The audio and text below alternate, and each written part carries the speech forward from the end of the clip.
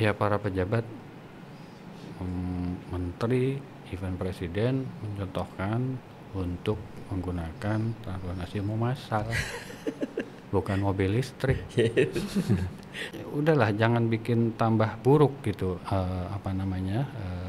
udara yang kita sangat butuhkan ini gitu kan. Masih taman kotanya menurut saya masih terbuka, bukan yang kayak pohonnya rimbun-rimbun, yang bisa membuat udara semakin agak lebih baik lah.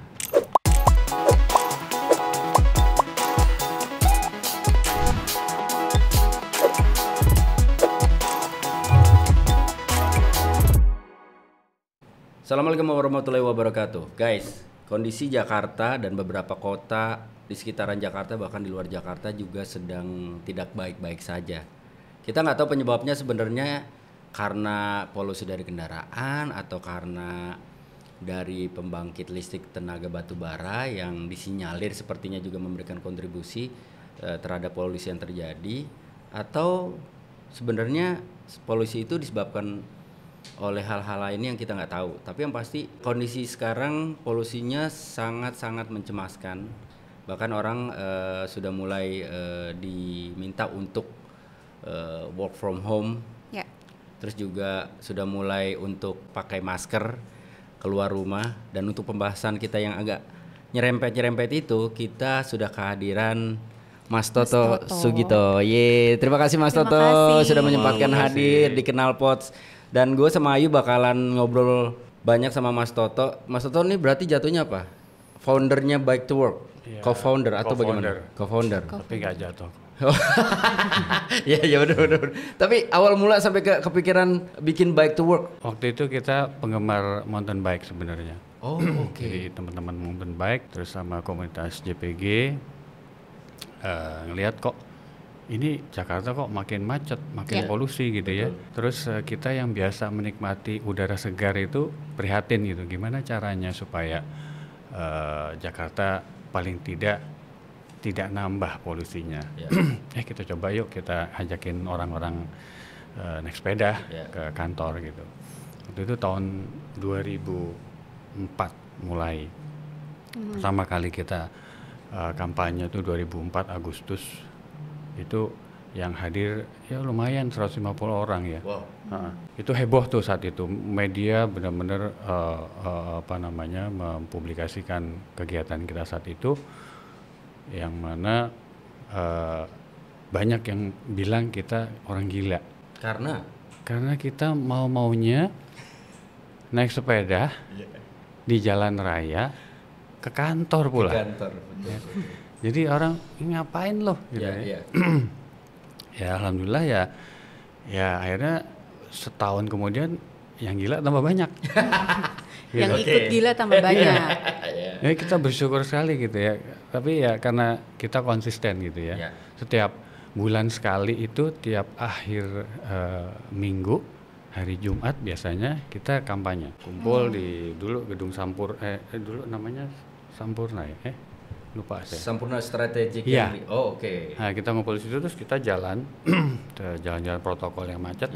Pas jam 5, jam setengah 6 itu kita mulai jalan pakai jargon, semua pakai macam-macam dah. Misalkan Bintaro Jakarta 1 jam saja. Terus mau cepat ya naik sepeda dan lain sebagainya lah. Kita tempel di belakang, jadi kita pelan-pelan, kita orang pada macet ini kita dadain. Biar pada ngeliat. Rasain lu macet gitu, kita sih aman. Terus alhamdulillah ya nggak mudah sih sebenarnya perjuangan kita sampai. Saya berpikir gini, saya harus ngajak orang nomor 1 Indonesia gimana caranya. Mulai dari menteri, waktu itu menteri Menristek, terus Men KLH. Nah ini presidennya belum dapat nih. Saya bikin surat, dulu masih fax. Saya nggak kenal tuh yang namanya Andi Malarangin dulu, jubirnya SBY. Masih ada jubir tuh. Udah saya gini, dibales. Sekretarisnya telepon saya, Pak, ini Bapak mau ketemu. Besok deh, saya lagi rapat. Besoknya saya ketemu, langsung disambut, Mas Toto, saya join. Join. Rupanya dia udah mempelajari ya. Oke. Nah, mulailah dari situ ya jalan menuju RI1 nih. Dia pertama kali itu minta ditemenin dari rumahnya di Mabes apa? Menteng. Mabes. Ini. Cilangkap. Iya. Oke. Rumah dia di situ, istana. Wow. Iya. Oh, kita temenin rame-rame. Senang banget. Media banyak kan? Ya. Mulailah di situ sekali 2 kali. Itu suatu saat dia bilang, "Bos, presiden mau ikut." Hah? Gimana caranya? Iya, nanti kita disambut beliau. Tuh, bayangin.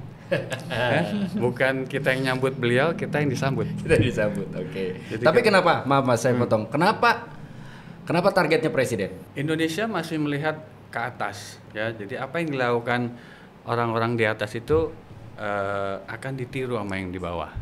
Oke. Nggak bisa kita mulai dari bawah terus berharap nanti yang atas ikut dan viral gitu, sulit. Jadi gimana caranya orang nomor 1 harus ikut dan ikut berkampanye. Nah itu saat itu ya sudah, kita bersepeda sama Andi Malarangeng, rombongan, terus sampai Monas disambut. Hampir semua menteri ada loh. Kaget saya. Udah, terus dari situ ya presidennya cuman muterin lingkar luar Monas, udah selesai. Ya. 2 kali hari lingkungan hidup internasional diacarakan lagi. Yang paling bersejarah adalah pada saat kita diminta bantuan sama Menteri KLH waktu itu Pak Rahmat Witoelar, ya, untuk ikut mengkampanyekan climate change framework convention di Bali. Itu kan hampir semua negara hadir. Diminta untuk mempromosikan event itu. Ya. Gimana caranya? Bersepeda dari Jakarta ke Bali. Wah. Gitu. Sanggup pun. Siapa? Bunda sanggup. Enggak lah. Dan Mas Toh ikut waktu itu? Ikut supervise. Saya harus cari uang. Oke. Ya. Kan nggak dikasih uang begitu aja. Iya. Kita harus cari duit gitu. Untuk mendanai? Iya. Oh, oke. Iya. Jadi pertama kita seleksi orang yang ikut harus punya fisik yang kuat. Kuat, dong. pasti. Nggak bisa cuman Jakarta Bogor selesai nggak. Oh, jadi nggak Itu saya. Iya. Jakarta Bogor doang tuh mentok di saya, betul. Jadi waktu itu targetnya hampir sebulan perjalanan. Di awal dimodalin lah, ada sponsor, terus sampai di Jogja duitnya habis. Ya. Peserta yang ikut berapa? Oh, cuman 15. Oke. Itu emang dia terus. Sampai gitu. Bali Iya. nyusut gak Mas? Enggak. 15 konsisten? Tapi kan nggak non-stop ya, misalkan Iya, dia pasti udah lah. 2 hari terus ya di kota, Istirahat. di satu kota disambut, terus dijamu, terus udah. Nah itu begitu uangnya habis di pertengahan Saya telepon, siapa yang ditelepon? telepon Bu Menteri. Oke. Ya. Bu, ini duit kita habis Bu, nggak nyampe Bali nih Bu. Padahal itu kan diminta sama pemerintah untuk bantu. Iya, tapi ya encerit-encerit gitu loh ngasihnya. Oh, I Gitu. see. Oke. Kita nggak nyari duit, sama sekali nggak nyari Ya, duit, ya, itu kan ya. bukan sama sekali nggak komersil Iya, gitu. betul. Tapi kan saya deg-degan tuh setiap duit tinggal berapa gitu kan. Tapi yang bersejarah adalah dari mulai start di Monas dilepas sama Presiden SBY Iya. sampai di Bali kita dikawal sama Densus 88. Wow. Karena Presiden bilang ini masuk event kenegaraan. Wah. Jadi nggak boleh ganggu kita. Ada orang mau nyusul gitu, wah, Dijagain? jagain. Wih. Satu saat sama helikopter. Wow. Iya. Wah, sampai Bali tanggal 2 waktu itu, Desember. Presiden baru sampai tanggal 4. Nah, kita kan nggak tahu ya, namanya anak-anak ya. Sampai Bali kita main ke Sanur kan, naik sepeda gitu. Ke Sanur terus sampai balik lagi ke Denpasar, tempat penginapan kita ditegur sama keamanan mereka. Pak, lain kali bilang-bilang dong Pak. Kalau pergi, kenapa? Ya kita suruh jagain sebelum ketemu presiden tuh. Oh. kalah anak presiden. Iya. Yang dijagain 15 lagi. Yang 15-nya mencar lagi, jangan-jangan nggak cuma satu tempat doang. Jadi besoknya kita main ke Kuta dikawal. Kawal. Itu beberapa momentum yang luar biasa buat Bike to Work. Tapi sebenarnya sekarang sudah sejauh mana Bike to Work? Ya sekarang sih udah memasyarakat ya. Ya. Udah mungkin perwakilannya udah sampai Papua ya, dari Aceh sampai Papua. Ya sudah hal yang biasa lah ya. Orang dengar Bike to Work tuh sekarang ya udah tahu gitu. Kalau dulu apaan Bike to Work? Ya karena Bike to Work kan nggak hanya pergi naik sepeda ke kantor, tapi ya ke sekolah, ke kampus, ke pasar, kemana-mana dah. Pokoknya bike to go lah. Jadi bike to anywhere.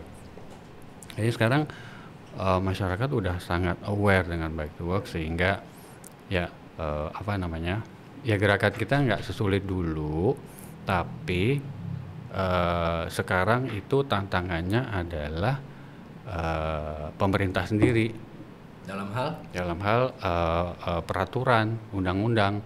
Dulu kami memperjuangkan Undang-Undang Nomor 22 Tahun 2009 mengenai lalu lintas dan angkutan jalan, di mana di situ dimention mengenai bagaimana sepeda punya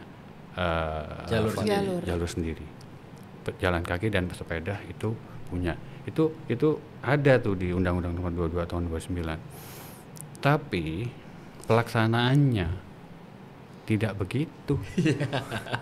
Kan itu harusnya ada turunannya tuh, peraturan gubernur, peraturan daerah.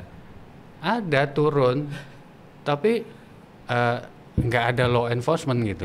Percuma jadi. Betul. Kita punya jalur sepeda di Sudirman. Ya udah, orang jalur sepeda tetap aja diprotes, dipakai motor segala macam. Betul. Karena nggak ada sanksi. Padahal Kalau dibuat peraturan yang tegas gitu, ya sudah, kalau yang melanggar ya dikenakan sanksi. Ada beberapa titik yang ada di jalur sepedanya, tapi ya jalur sepedanya digunakan untuk parkir. Jalur sepedanya digunakan untuk kendaraan yang lain. Yang kalau misalkan kita klakson atau kita tegur dalam tanda kutip, mungkin lebih galakan mereka. Nah, ini akan berlangsung sampai kapan, Mas, kondisi seperti ini? Sementara kalau negara lain kan kayak Singapura misalkan, atau kayak Eropa lah, beberapa negara di Eropa, orang begitu santainya berangkat kerja, bahkan sudah pakai jas, bahkan beramai-ramai pakai sepeda gitu kan, dan ada jalurnya, orang merasa aman untuk bersepeda gitu. Sampai kapan sih kita bakal nunggu itu terjadi di Indonesia? Memang tidak mudah merubah kebiasaan itu ya. Orang yang udah di comfort zone terus harus naik kendaraan umum, masalah aja lah, nggak usah suruh naik sepeda. Itu kan, kayaknya gengsinya terlalu besar. Kenapa? Karena memang nggak dicontohkan gitu loh sama pejabat-pejabat di atas. Coba ada aturan tiap Jumat, semua pejabat tidak boleh naik kendaraan pribadi. Terserah mau naik kendaraan umum kayak, mau naik sepeda, mau jalan. Ya kan kita harus melakukan sesuatu gitu. Betul. Ya.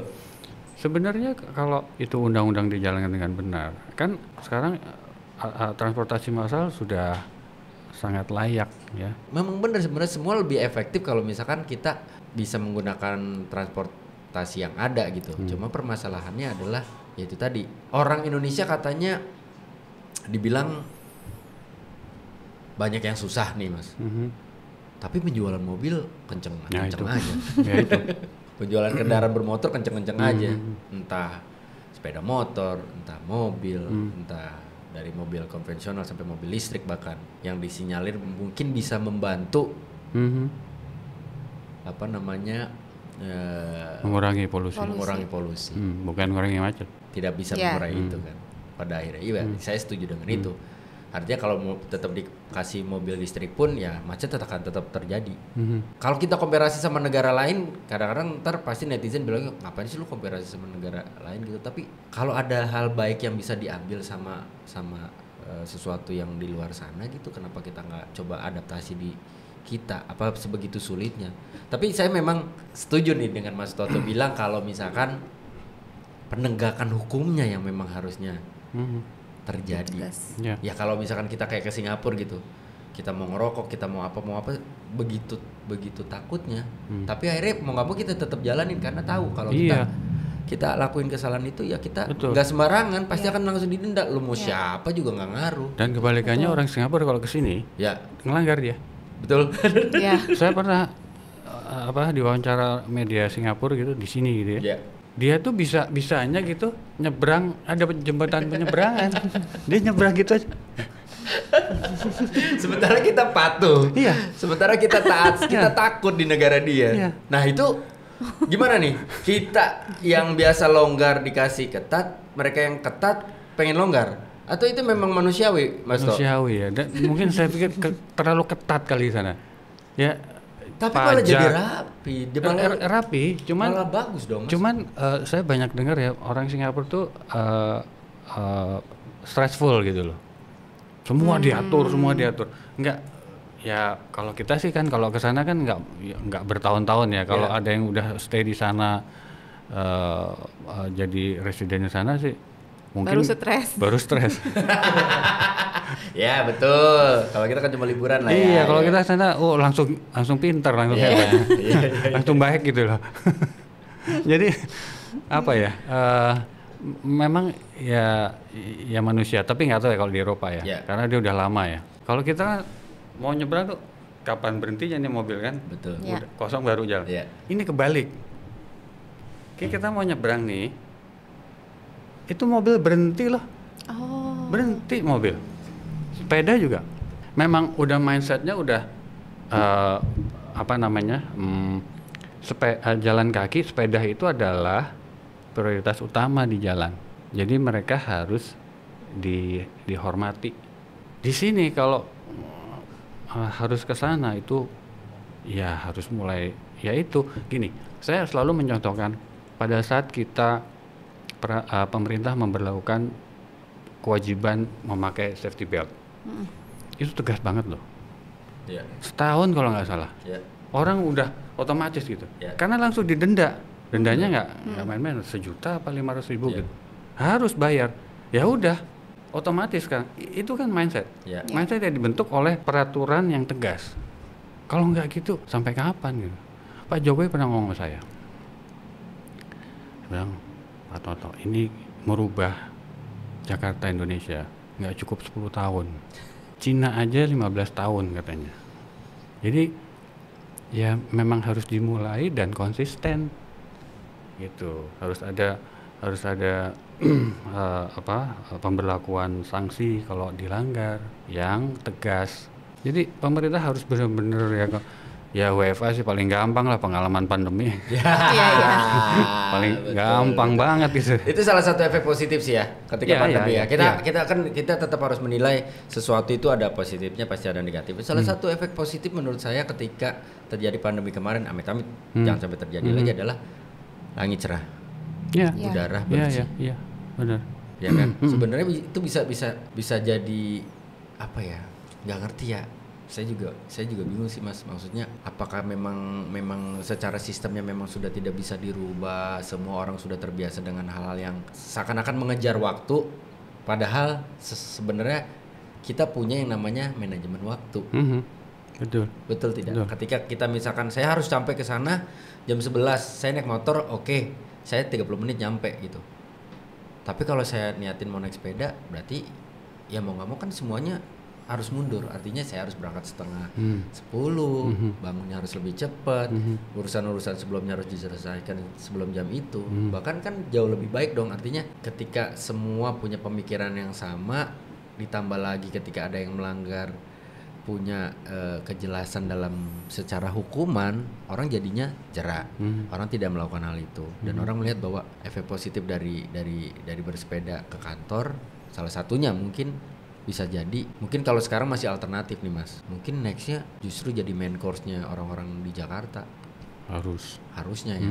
Sekarang kan gedung makin banyak, taman kota adalah sedang beberapa akhirnya diperbagus gitu kan, tapi masih taman kotanya menurut saya masih terbuka, bukan yang kayak pohonnya rimbun-rimbun, Iya. yang bisa membuat udara semakin agak lebih baik lah. nggak bisa dipungkiri juga ketika kita pas sepeda nih punya ketersinggungan satu sama lain dengan pengendara yang lain. Nah itu gimana nyikapinya Mas? Kalau Mas biasanya? Kalau saya sejak ada undang-undang itu saya merasa pede. Jadi biasanya tuh misalnya saya udah bener ya di jalan paling pinggir, dulu belum ada jalur sepeda. Jalan paling pinggir itu masih diklakson, saya minggir banget loh udah pinggir banget. Udah minggir banget. Iya. Nah sejak ada undang-undang itu saya pede, gue udah dilindungi undang-undang. Jadi saya kalau ada motor mau mepet saya pepetin duluan gitu. Dan dia nggak berani. Jadi tergantung kita, kalau kita nggak pede, kita pepet makin dipepet kita. Iya. Gitu. Tapi saya nggak saranin gitu ya, artinya ya saya nekat aja gitu kan. Iya. Mungkin ya orang akhirnya berpikir untuk bersepeda karena itu tadi panas. Itu salah satu alasan aku mungkin ya untuk perempuan. Tidak mau bersepeda karena ya panas banget, nanti kulit aku gimana gitu. Jadi aku aja mikir kok. Aku sih udah nggak mikir selalu di tempat ya. Kita nggak mau kalau misalkan jalur sepeda misalkan digunakan oleh kendaraan lain. Tapi kan ada juga nih di beberapa kondisi, saya sih bilangnya oknum lah ya. Beberapa kesempatan misalkan entah saya di posisi sedang bersepeda juga atau pada saat saya berkendaraan pribadi gitu. Pesepeda yang bersepeda di luar jalurnya. Biasanya yang banyak dikritik emang kalau pagi road bike. Itu memang kita kan nggak, tujuannya namanya road bike kan sepeda balap ya. Kalau kita sepeda balap masuk di jalur sepeda, kasihan yang sepeda commute. Kan mereka kan nggak sekencang kita gitu. Kita kan memang cari speed. Kenapa namanya Sudirman Loop itu? Karena itu kan nggak ada hambatan. Dari mulai bundaran Senayan sampai bundaran HI itu kan nggak ada lampu. Betul. Kecuali lampu penyeberangan. Nah itulah makanya kita ya sering dibully lah sama motor sama mobil gitu ya. Tapi kan kita pagi, kita start jam 5, paling lambat setengah 6, jam 7 selesai. Nah apakah itu termasuk ke dalam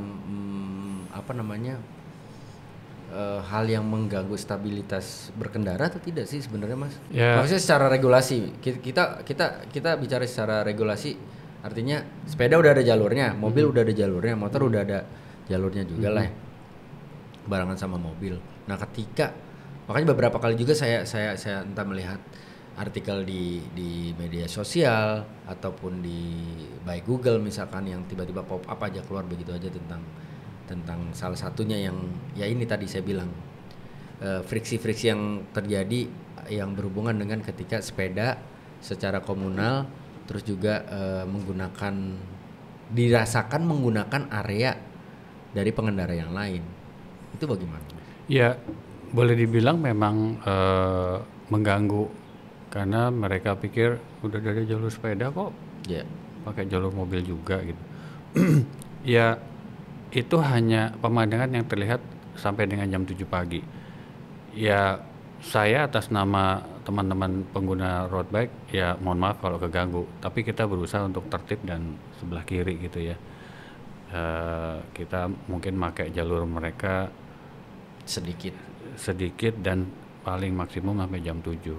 Kalau di luar itu udah nggak ada lagi sebenarnya, semua masuk jalur sepeda. Kayak kita juga kalau udah lewat jam 7 itu kita sendiri malah nggak berani di jalur mobil. Karena udah padat. Kita masuk jalur sepeda bebarengan sama motor. Iya. Kadang sama mobil. Jadi mereka juga ganggu kita loh. Iya. Ini sama-sama saling ganggu akhirnya. Karena mungkin ya itu tadi belum ada kejelasan secara nggak ada kejelasan, nggak ada sanksi yang ya itu tegas. Maksudnya nggak ada kejelasan secara sanksi nih Mas. Iya. Menurut saya karena maksud gini, simpelnya jalanan dibuat kayak di trotoar aja deh, kan ada yang garis kuning itu kan sebenarnya buat saudara-saudara kita ya yang difabel misalkan gitu. Nah artinya ketika digunakan sama motor lewat situ. Even sepeda kadang-kadang gitu. Nah itu ya karena nggak ada sanksi yang benar-benar jelas sehingga membuat orang ya udah kasarnya nggak ada polisinya juga yang nertipin gitu. Padahal kan nggak perlu polisi kan. Iya. Perlunya kesadaran kita. Iya. Kesadaran terbentuk dari kebiasaan. Iya. Kebiasaan di Indonesia mungkin harus dibentuk dari sanksi yang jelas. Kayak itu tadi safety belt. Iya betul. Iya kan? Iya, saya mau di depan, di belakang saya pakai safety belt. Pernah saya di belakang coba pakai safety belt malah diketawain karena kan saya di belakang mobil. Salah dong. Di luar. Jalan kaki. Nah, Mas, mobil listrik menurut Mas Tok? Ya dari segi pengurangan polusi bagus. Bagus, oke. Tapi kan tetap aja kalau ini dari sudut pandang seorang yang menggunakan sepeda ya, mayoritas ya. Saya nggak haruskan mereka naik sepeda. Betul. Tapi pemerintah sudah berupaya untuk meningkatkan kualitas kendaraan umum massal. Ya kalau nggak dimanfaatkan kan, ya akhirnya terjadi kemacetan. Mau dibikin jalan yang baru, yang lebar, terus mau bikin flyover atau underpass, ya tetap aja gitu. Jadi benar bahwa mobil listrik itu tidak menghasilkan polusi, emisi. Tapi bukan berarti terus ya sudah orang-orang harus beli mobil listrik, motor listrik sehingga nggak ada polusi. Lah, lalu pemerintah mau meningkatkan kualitas dari transportasi umum massal buat siapa? Masa buat orang yang menengah ke bawah? Nggak gitu. Transportasi umum massal itu harus digunakan oleh semua strata masyarakat gitu. Makanya saya pengennya tuh ya para pejabat, menteri, even presiden mencontohkan untuk menggunakan transportasi umum massal bukan mobil listrik. Nah, sepeda kan sempat jadi tren nih, Mas. Pas pandemi ya? Ya, pandemi. Itu ya namanya toko sepeda langganan saya. Begitu saya nyampe, wih, tipis, sepi, karena laku gitu. Harganya juga wah, gorengannya luar biasa tuh sepeda lipat si merek itulah ya yang dari Inggris ya. Di satu sisi saya seneng aja gitu karena akhirnya apapun alasannya orang bersepeda gitu. Tapi di sisi lain kadang-kadang suka ngebatin, jangan ini cuma tren sesaat doang. Dan sepertinya iya. Iya, ada yang lanjut, ada yang udah. Capek naik sepeda. Dan habis itu kayaknya sepeda langsung anjlok lagi. Iya, dan harganya kembali Kesembuhan. murah malah. Iya, malah. Jauh lebih murah kan, Mas? Iya. Gerakan moral bike to work itu yang harus bisa membuat kesenangan sesaat menjadi kesenangan yang berkelanjutan. Tugasnya itu sebenarnya. Jadi menjadi hobi, menjadi gaya hidup gitu. Tapi kan tidak semua punya mental mau berantem dengan motor atau mobil gitu loh. Tapi yang harus sebenarnya naik sepeda ke kantor atau kemanapun kan nggak perlu jauh-jauh karena sekarang sudah lebih disempurnakan rutenya.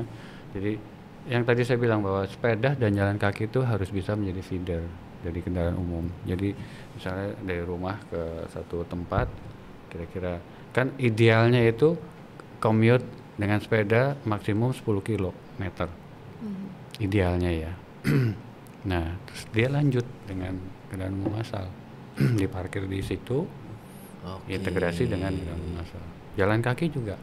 Jalan kaki itu 2 kilo ideal. Tapi faktor keamanan juga harus tetap diperhatikan sih, Mas. Betul. Maksudnya berapa kali juga saya bike to work, satu karena apalagi waktu saya naik sepeda lipat ya, makin kecil kan. Jadi buat pengendara motor bahkan mungkin pengendara mobil mungkin tidak terlihat juga kali ya. Jadi ya kadang-kadang ya udah sangat beresiko, sangat beresiko gitu.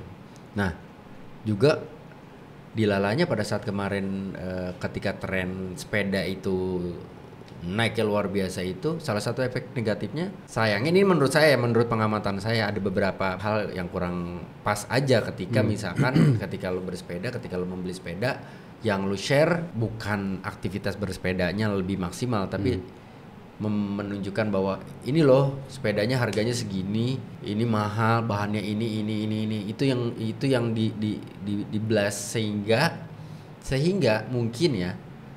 Salah satu ketakutan saya kemarin juga akhirnya alasan saya stop dulu bike to work adalah begal.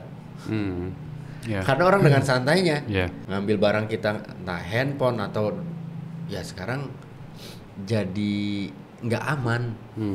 Kalau kita sendiri ya Mas. Karena kan bike to work jarang yang ramai-ramai, betul gak Mas? Iya. Saya aja selama bike to work jarang ketemu emang yang benar-benar barangan, kemana kesini? Enggak, kecuali janjian. Nah itu kan sangat-sangat beresiko, berbahaya. Betul. Ya paling bisa menghimbau supaya lebih ekstra hati-hati kalau naruh handphone, jangan terlalu menyorok. Kadang kan ada yang ditaruh di stangnya. Itu malah mancing gitu. Iya betul. Jadi itu yang kita himbau supaya udahlah, kita bike talk tuh kan, saya dari awal ya, saya bilang sama teman-teman, bike talk nggak boleh jadi eksklusif.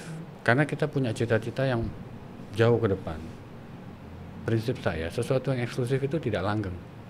Jadi dari awal kita membiasakan diri untuk semua pesepeda itu saudara kita. Even yang tukang kerupuk, tukang somai, tukang sayur, kita selalu tegur sapa gitu. Pagi Pak, awalnya dia kaget, siapa nih? Lama-lama biasa dia. Pagi Pak, siang Pak. Jadi ya brotherhood-nya luar biasa gitu. Ya. dan terjadi sampai sekarang. Oke Mas, sebelum kita nutup obrolan kita di Knalpot episode kali ini, harapan terbesar Mas? Harapan terbesarnya ya ingat bahwa kita tuh akan punya anak, cucu, cicit yang mana mereka itu juga harus diberikan udara yang layak.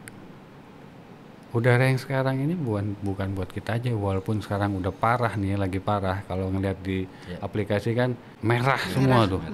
Kadang ya, minggu yang lalu tuh atasnya merah apa? Ungu tua tuh. Bukan orange. Ungu tua, orange tuh di bawahnya merah. Ya. Jadi bayangkan kalau kita nggak melakukan sesuatu dari sekarang, bagaimana kualitas generasi yang selanjutnya gitu. Itu kan merusak sel otak, merusak paru-paru. Environment itu udah rusak gitu ya. Ya itu yang pesan saya, apapun caranya, pokoknya udahlah jangan bikin tambah buruk gitu udara yang kita sangat butuhkan ini gitu kan. Dan berakibatnya sudah kemana-mana, ada global warming, terus perubahan cuaca, yang mana kalau kita mikir ke petani itu sangat kesulitan loh. Dia gagal panen dan lain sebagainya kalau hujan-hujan terus. Ya kan kita mau makan apa ntar? Kalau petaninya kesusahan kan. Jadi ayo sama-sama kita mikir jauh ke depan. Kita nggak mau punya keturunan kan, kita punya anak, nanti anak kita nikah, punya anak lagi, terus aja gitu. Lah masa kita egois jadi orang, masa nggak mikir bodo amat ntar anak, enggak gitu kan, kecuali emang dajjal ya. Jadi udahlah, itu pesan moral yang sebenarnya harusnya bisa diterima oleh semua orang gitu, bahwa suatu saat kita akan punya anak, cucu, cicit dan lain sebagainya, seterusnya gitu. 2 alasan utama kenapa orang harus bike to work. Simple, kita bisa mempredik waktu, tujuan. Hemat. Coba, ini cuma modal ini dong. Apa dengkul Mas? Nggak usah kenceng-kenceng. Ngapain? Santai. Kan kita saya misalkan dari RSP tadi mau ke sini, dilihat di Google, saya cuma 5 kilo. 5 kilo berapa sih kalau kita sesantai-santainya? Paling lama tuh setengah jam. Itu santai banget gitu loh. Jadi prediksi waktu itu bisa kita perkirakan. Betul. Sorry, saya tambahin lagi. Saya pernah punya cerita lucu. Saya rapat nih dengan klien. Ada direksi developer besar lah. Saya kan parkir sepeda saya, terus saya bawa helm. Saya taruh helm itu saya di meja. Mereka bingung, Pak Toto naik apa? Sepeda. Hah? naik sepeda. Dia nggak percaya. Dia ikutin saya sampai parkir sepeda. Bener naik sepeda. Ya Allah, kenapa? Terus udah kaya terus nggak mau naik sepeda? Enggak lah. Gengsi dibela-belain tapi dia nggak mikir anak cucu. Jadi pikirin anak cucu kita nanti. Pikirin. Ya, CEO VW aja memerintahkan karyawannya untuk naik sepeda. Itu CEO VW. kendaraan besar di Jerman. Ini harus di zoom nih. Kelihatan nggak? Coba zoom. Nah, baca ya, biar jelas. Lu bukan kejebak macet, lu bikin macet. Ya. Mas Tok, makasih udah hadir di Knalpot. Sehat-sehat selalu, sukses buat Bike to Work. Sampai ketemu lagi di episode selanjutnya. Assalamualaikum. Waalaikumsalam warahmatullahi wabarakatuh.